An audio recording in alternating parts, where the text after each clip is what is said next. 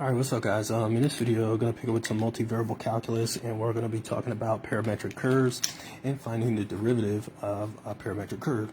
So we're asked to find the derivative of the given parametric curve. So we're given x is equal to 2 plus cosine of t, y is equal to 1 plus sine of t. So all I have to do here is just write down the formula for it, and it's very simple. So for the derivative of a parametric curve,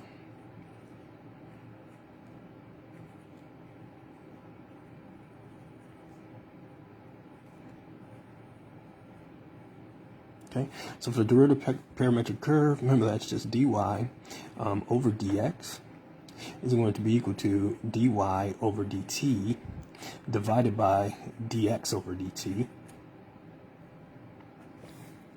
which is equivalent to, we can call this dy, we can call this g of t, g prime of t, and then we can call dx over dt, we can call that f prime of t. Now, you do need to keep in mind the restriction on this formula. Remember, f prime of x, I'm sorry, not f prime of x, f prime of t, excuse me, cannot equal 0 because we'll have division by 0, which we know you can't have. So, yep, so that's the formula. And it's a pretty straightforward process here. So, we need dx over dt.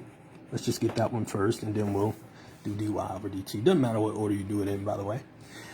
So if we take the derivative of 2 plus cosine of t, well, 2 is a constant, so we get minus sine of t.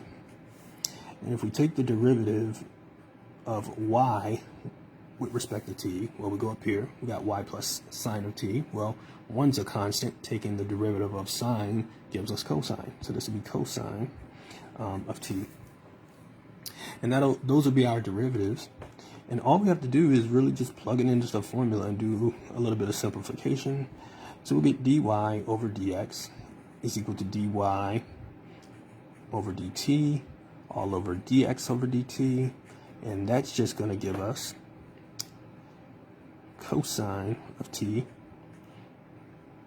all divided by negative sine of t. Now remember that cosine of t all over sine of t, remember that's cotangent of t.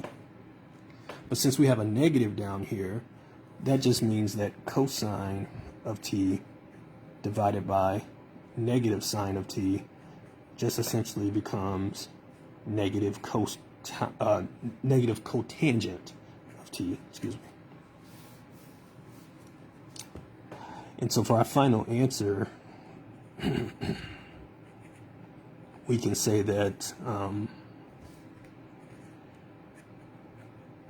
dy over dx, that's negative cotangent of t.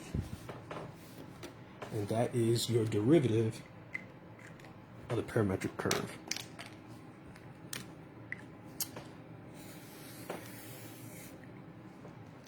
All right. So I hope that made sense. As you can see, relatively easy procedure to get through, provided you're good with taking derivatives. All right, guys, I will see y'all next time.